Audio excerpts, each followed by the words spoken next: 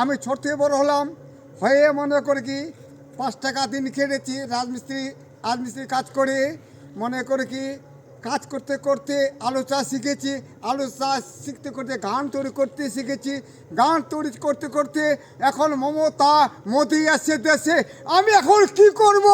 এখন এই গান তৈরি করছি এখন মনে দুঃখে আমি যাচ্ছি বাড়ি ছেড়ে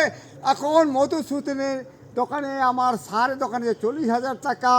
আমার হচ্ছে 80,000 টাকা এই জন্য আমি বাড়ি ছেড়ে যাচ্ছি এই গান তৈরি করছি আমি গান তৈরি কী করছি মনে দুঃখে এবার আলু বড় হতে পার না বড় হলেও 1-10 ছোট হলে 1-10 এই জন্যে অলে রাত বসে গান তৈরি করতে বাধ্য হয়েছে আজকে যাচ্ছি সারা আলামপুর পাণ্ডু আমি সে গানকে শোনাবই আমাকে যদি কোনো গুণটা ডাকাত ঘরে বলবে কি না এর গান সত্যি সত্যি ভালো বলে গান বলবে আর আমি আরে বাঁচবো না এমন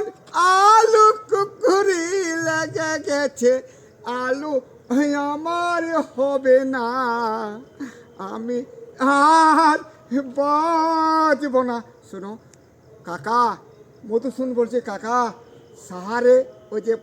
নিয়েছে 1700 টাকা 1800 টাকা নিয়েছে তুই তো নিয়েছিস হ্যাঁ ভাতিজা আমি নিয়েছি 1900 টাকা করে পেটি করে আমার সার 10 দিন নাই কিন্তু আমার আলুর 10 এই জন্য এখন তো আছি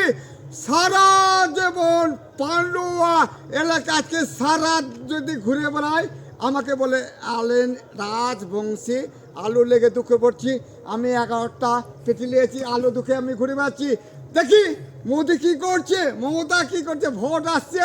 আলুর দাম চাড়বে কি চাড়বে না আজকে জীবন হবে কি হবে না সেই মমতা আমার নাম হচ্ছে অলে রাজবংশী আর আমার বাড়ির নাম হচ্ছে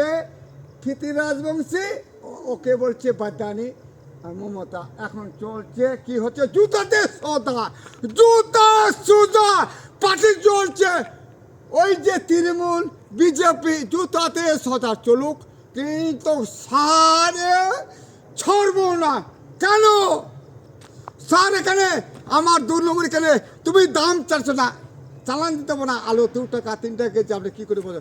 আজকে সারা বাসটা বাজাবোই আজকে বাজাবোই আমি একাই করবো আমি রাস্তা ঘেরবো না আমি